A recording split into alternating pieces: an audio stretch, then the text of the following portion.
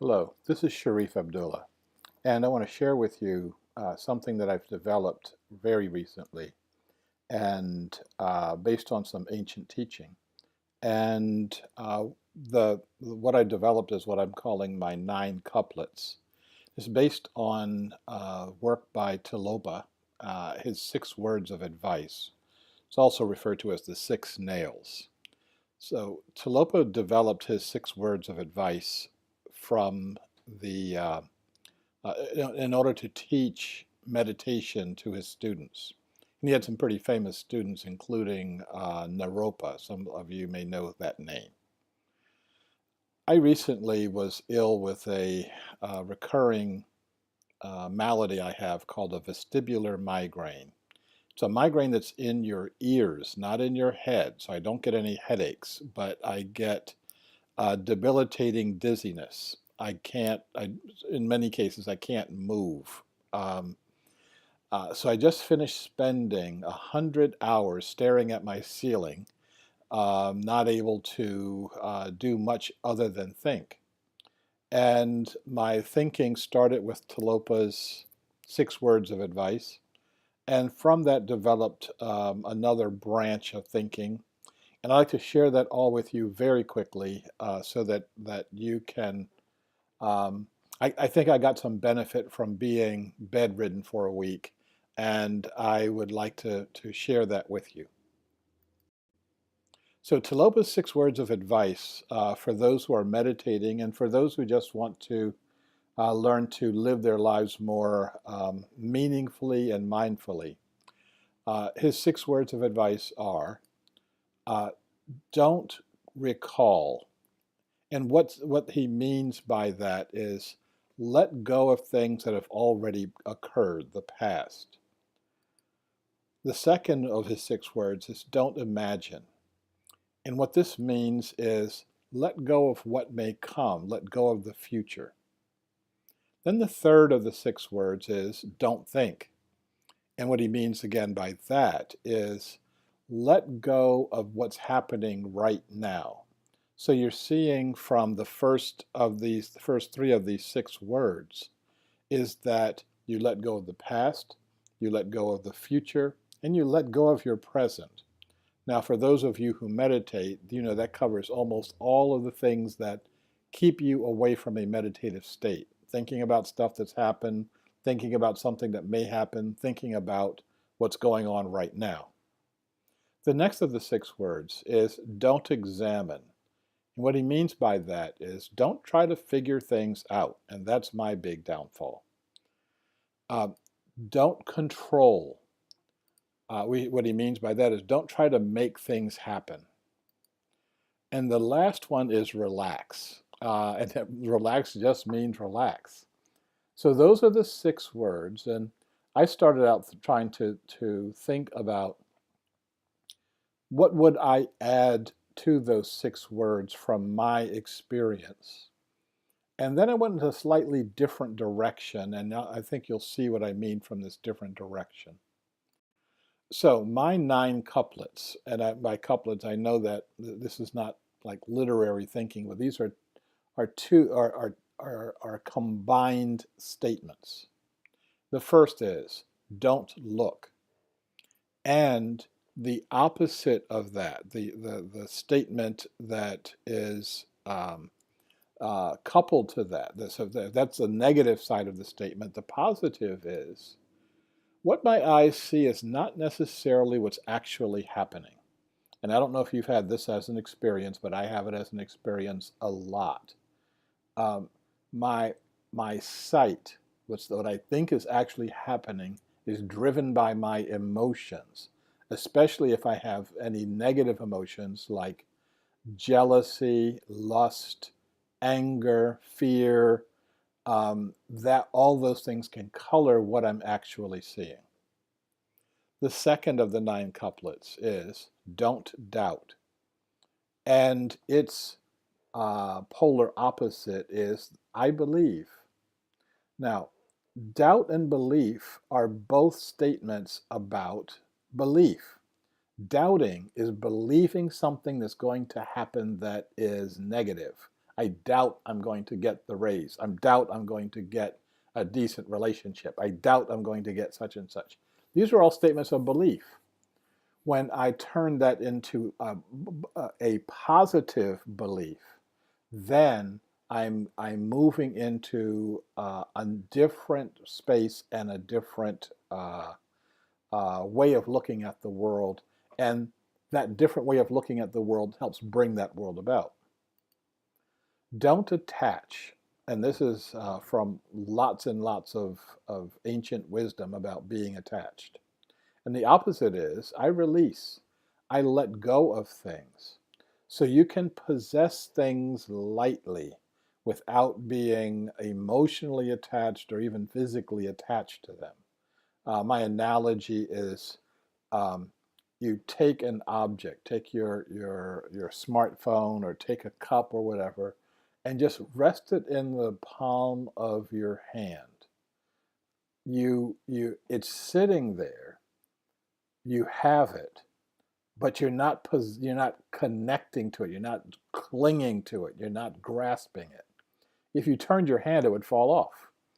So you can release things, including releasing your children, releasing your parents, releasing your relationship, releasing all of the things that we tend to attach to.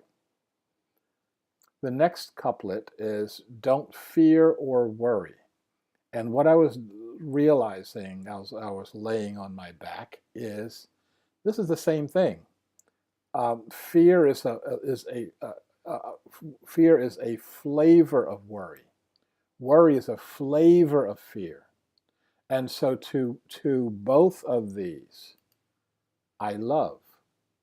And love is the antidote, the antipod, the opposite energy from fear. And I can love my way through my fear. And needless to say, there's an awful lot more to say about that, but we are going to move right on. The next one is don't need. And the balance to that is I ask and I choose. And this is something that, again, there's an awful lot to be said about. That the idea of needing something holds back your manifestation. If you simply ask or recognize that you've got a choice in front of you and make the right choice, then you're going to see things very, very differently. Don't speculate or fantasize. I spend an awful lot of time playing what-if games in my head. This is not this is not healthy. It's not like I'm envisioning something. It's that my brain is going around in circles around speculations. The opposite of that is I know. I know what is true for me. I know what is real for me. And I sit and I rest in my knowing. The next one is don't frustrate. That includes I am not going to frustrate myself. I am not going to frustrate others. And then I will not allow others to frustrate me. So that's a lot to be unpacked right there. The balance to that is I fulfill. I am fulfilled. I fulfill others. I allow others to fulfill me. Now, another way of using that word is to say I'm happy. But I tend not to use happy as a term because many people confuse happiness with being entertained, that your brain is being stimulated in a positive way and therefore I'm happy. And that's not what I believe that happiness, what this level of happiness and fulfillment means. And at some point in time, we'll talk more about that. The next is don't abandon. And that means don't abandon yourself. Don't be abandoned by others. don't abandon others. And the balance to that is, I am in grace. And when you think of the term grace and take it out of its religious context and take it into a spiritual context, that can be very, very powerful. Just knowing that at all times you are in a positive state, and there's positive that you can see in that state. Then the last is, don't anger, hate, and judge. You are not angry at others, you are not hating others, and you are not judging others. You are not allowing others to be angry at you, you're not absorbing their anger, you're not absorbing their hatred, you're not absorbing their judgment. I guess my analogy right there would be, when I drive my car through the car wash, there's all these machines that are slapping all the dirt off my car, and there's power jets, and everything is soapy and wet, etc. And I am sitting there dry because I'm not absorbing any of it. And the opposite, or I should say the balancing to that, is forgiveness. I forgive. I forgive I forgive myself. I forgive others. I am forgiven. I receive forgiveness. This is so powerful. I'm not going to even bother trying to explain that in only a few minutes. So this has been a few minutes to. I wanted to share this with you, to walk you through this very carefully and slowly. What my intention is to take each of these couplets and really unpack it, to start looking at how this has impacted our stories of how we see the world, of what we believe is possible, what we see as being, see our reality, how we use these things to either put blinders over our eyes or to actually create supervision for ourselves. I'll be doing this in June, having 9 opportunities for us to get together and for us to talk about these couplets and how to incorporate them into our lives.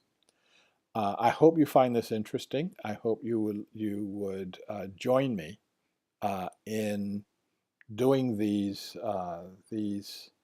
conversations and look at how we can use this to incorporate a whole new way of looking at our lives.